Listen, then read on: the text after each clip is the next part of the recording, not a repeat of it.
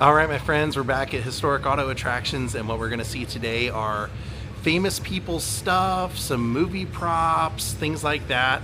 I think you're going to love what you see. Let's do it.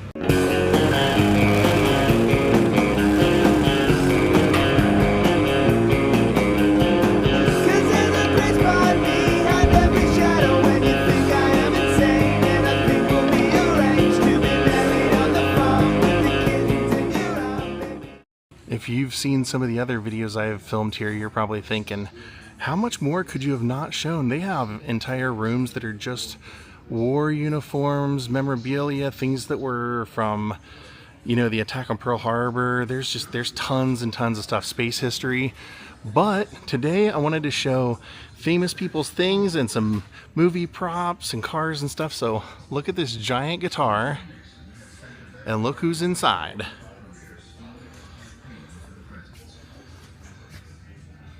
Hello, I'm Johnny Cash. This case is all Patsy Cline stuff. If you want to see a lot of Patsy Cline stuff, go to her museum in Nashville, because she made a lot of her own costumes, and her family basically put a ton of her stuff in there, so you can see as much stuff as you could possibly imagine. This was donated by her husband, Charlie Dick. This was her gold lame dress. She used to either create her own dresses or have her mom do it, or she would send the patterns to Nudie, and Nudie would make them. Patsy Cline's hat, her cowboy boots, and then one of her wigs, Scott Michaels. I didn't know she wore wigs, but I guess it makes sense. And here's some of her travel luggage. Personal belongings. Like I said, they have a ton of it at her museum in Nashville. Her shoes. She was really stylish, man. Patsy Cline was awesome. It was a horrendous death. So sad. Look at this. The record little sleeve is signed by her. Then it has some of her little tassels inside the framing. And I just noticed this hat. They have a photo of her wearing it, singing at the Opry. Now here is Conway Twitty's car. It's only make believe. Hello, darling. Linda on my mind. Lonely Blue Boy. 15 years ago, all those hit songs. That's his car. Twitty City. Man, that's a beauty too. This was kind of when I first found this place ever. All I'd ever read about it was they had this, and I go, well, it's worth going to check out if it's Conway Twitty's car. And then I couldn't believe all the things I found here. That's one of his suits.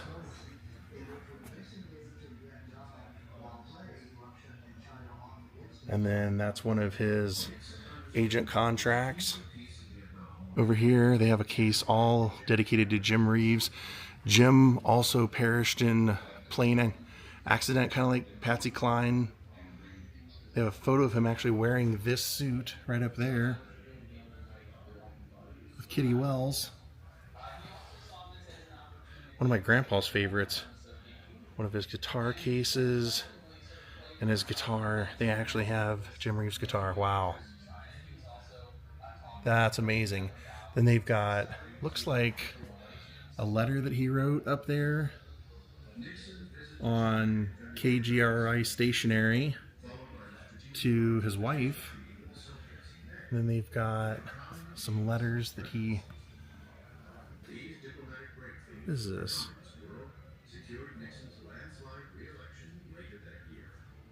Oh, it's a bereavement card. Here you have some of his handwritten lyrics. The very bottom, he initialed them JR. Over here is Hugh Hefner's Playboy limousine.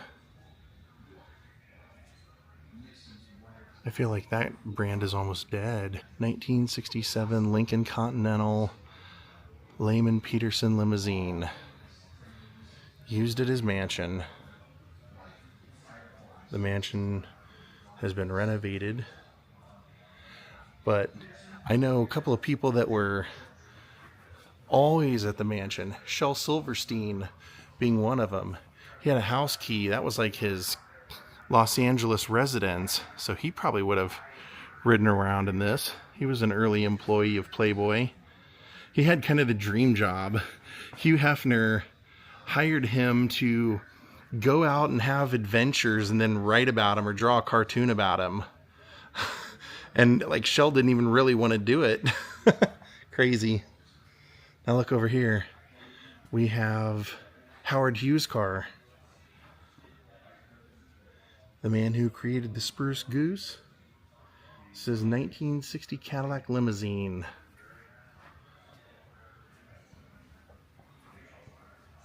He had all kinds of issues.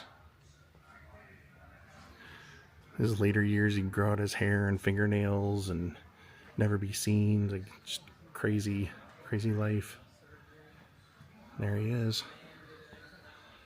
But the people that I've known in my life that knew him loved him. Said he was the nicest man in the world. All right, let's check this out. We have Nicolas Cage's glasses from National Treasure. So you can see him wearing them right there. And those crazy glasses with all the different lenses. It says value priceless. That's pretty cool. Then we go over here and it says they have Thomas Edison's glasses. These were reading glasses acquired in 1971 from curators of the Edison collection, which was housed in the home of the famous inventor's son, Charles, former governor of New Jersey. I also went and vlogged his home in Fort Myers that he and it was Henry Ford lived like side by side. He had a laboratory and everything there. You can go tour the grounds. It's incredible. Incredible. Then over here, this is a Ganesha statue, Hindu god statue. It wasn't used in a movie or anything. I thought maybe that's the reason it was in there. Then we have Egyptian movie props. King Tut.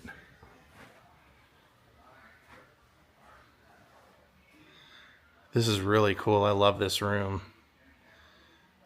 I am a huge fan of the old Egyptian stories. So it's kind of cool to see all the stuff they have here. Elizabeth Taylor's costume from Cleopatra, which we know somebody that has Cleopatra stuff, Todd Fisher. There is her costume. That's crazy to see. Because not only is it an amazing movie, but that's the one that just went super over budget and just took forever. And she was having chili shipped in. I mean, it's crazy. The stories affixed to this. That chair was from Cleopatra. No joke, like I said, I walk around Todd Fisher's house and he has literally like things like this sitting out on the porch or inside the house. That's also from Cleopatra. This is, it says the bracelets are from 10 Commandments. That's cool. Not sure what this is from. It doesn't have a particular label as to what movie it was in.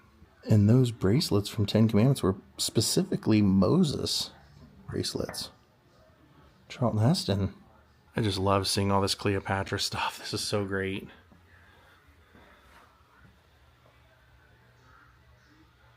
This stool right there is from Cleopatra.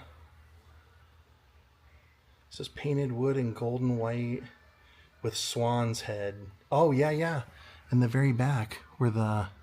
Yeah, swan's heads. I didn't notice those. Wow. That's neat. And then over here, that is garments from 10 Commandments.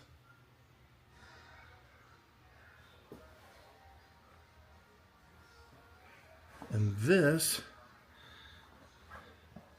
like the Sphinx, the Sphinx of Giza.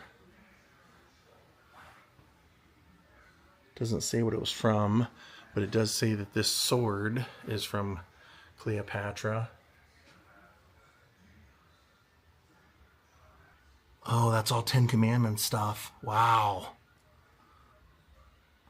The gauntlets, the embroidered cloth belt and vestment. It's way up there top. And then some more gauntlets over here. That's also from the Ten Commandments. And that Egyptian necklaces as well. Oh, and this one. Then we leave the props and we come over to the shortest living man and the tallest living man. Sultan Kosin. I wonder if like he's a fan of Robert Wadlow. I wonder if you're like the big guy, if you like kind of like have an appreciation for the older, like who used to be the big guy. And there's the smallest. His name's Afshin Gadarzadeh, shortest living man. Now we have a Houdini straitjacket and some cuffs with an autograph.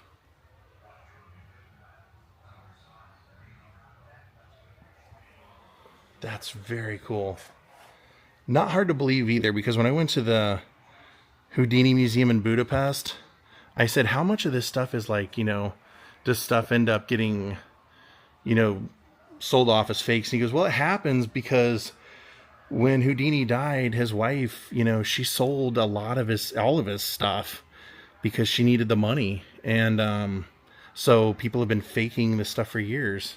It says this, a floor-length burlap straitjacket used by Houdini in his historic straitjacket escape. The jacket has long sleeves, brown leather collar and cuffs, black leather front and 3-buckle front closure. The straitjacket escape was popularized by Houdini, who discovered it, quote unquote. Houdini first did it behind a curtain, forcing the audience to listen to thumps while watching a billowing curtain for many minutes. He found the trick went over better when the audience could see his struggles. One of his later and more popular acts, he would perform the straitjacket escape while hung upside down from a crane. To remove the straitjacket, it's not necessary to be able to dislocate one's shoulder in order to gain the slack necessary to pull an arm out of the sleeves. The necessity of this ability was fictitiously created by Harry Houdini, his brother Houdini, to try to lessen the amount of competition. Oh! So he put the falsehood out there himself. Nice. Well done. Protect your art. Houdini's leg irons. Then we have, it says a key making die. Houdini's key making die. That's a double lock leg iron of Houdini's, as well as a double lock bar cuff. So here we have the Hall of Christ. Not a movie prop or anything, but it's just so amazing that I have to show it. The fact that they created this so detailed Last Supper in almost a cathedral like setting. You can pray if you wish.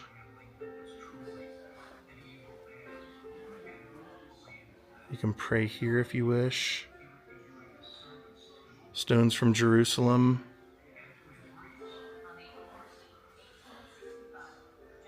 It says 20 pieces of original stones which the Crusaders actually used in the church erected over the tomb of Jesus. These stones were given to the Palace of Living Arts by the Guardians of Holy Sepulchre in Jerusalem, along with the original certificate of authenticity stamped and signed by the Holy Sepulchre. And they have a photo of that.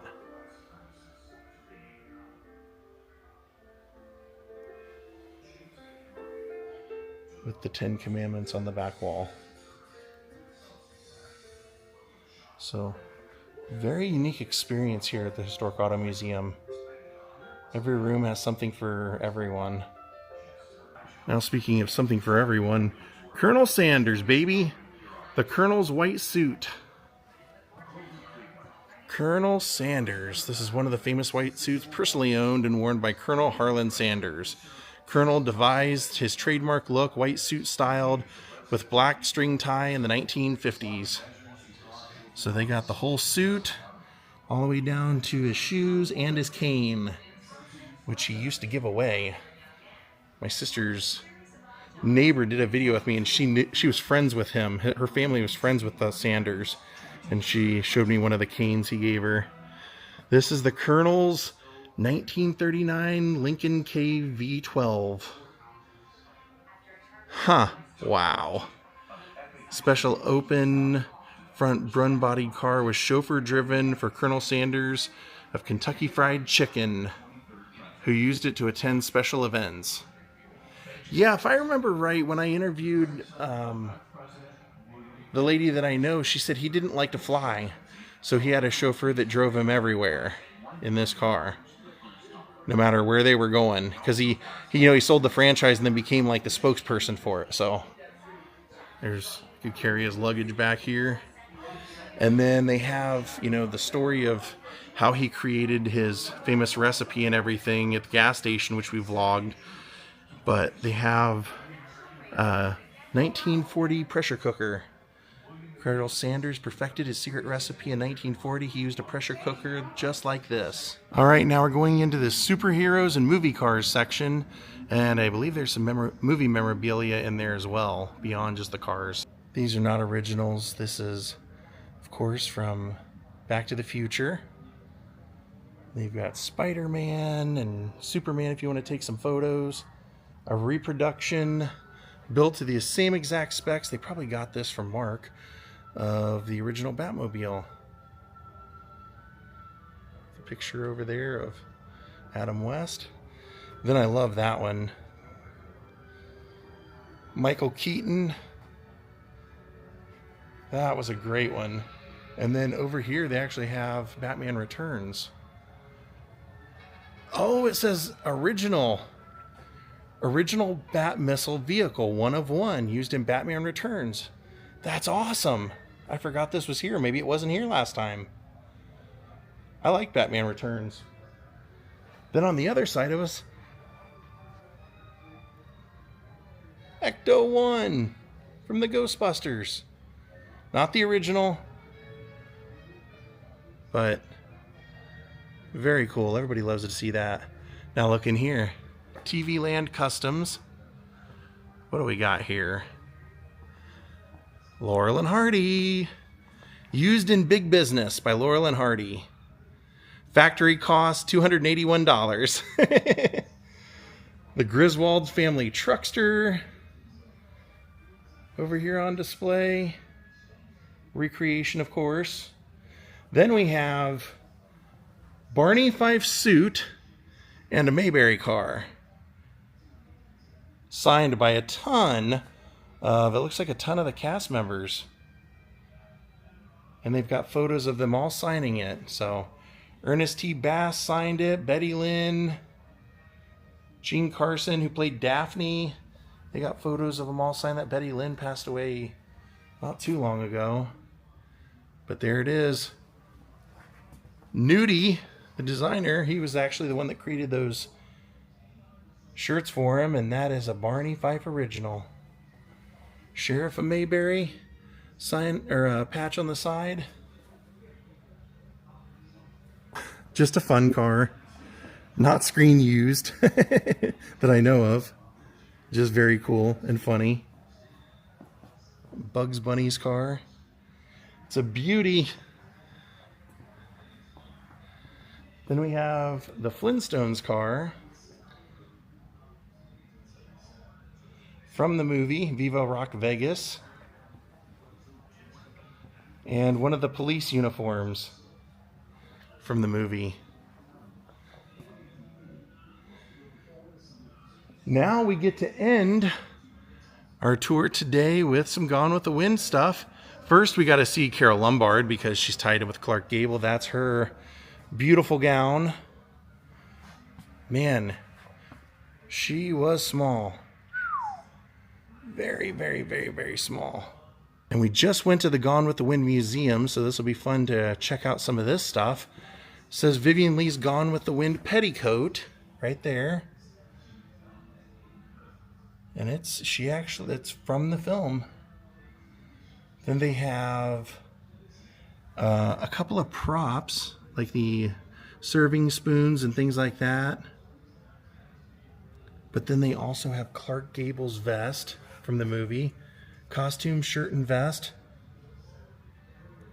Shirt has the initial CG sewn in near the label, and the vest has an Oviat's label sewn into the lining with Gable's name and 4463 and the date February 28, 1939 typed onto it. And then they have one of Clark's jackets. Look at that. That's really cool. And it said, this is the tuxedo style jacket that he's wearing in this photo. And then they have a soldier's jacket from the movie as well. Now over here they have two pillars. Both of those says were used in the movie, as well as an oil on wood that they would have used for the promotion of the movie. And then a mirror from Gone with the Wind. And they've matched it up in this photo for you. What an absolutely awesome tour it's been here at Historic Auto Museum. I hope you guys have been enjoying these videos. We are going to call it a day. It's been a blast. From Roscoe, Illinois, have a great night and goodbye.